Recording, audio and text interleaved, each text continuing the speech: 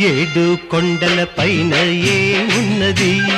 ఎంకన్నా దేవుడి గుడి ఉన్నది. ఆ ఏడు కొండల పైన ఏమున్నది? ఎంకన్నా దేవుడి గుడి ఉన్నది. ఎంకన్న కళ్ళల్లో ఏమున్నది?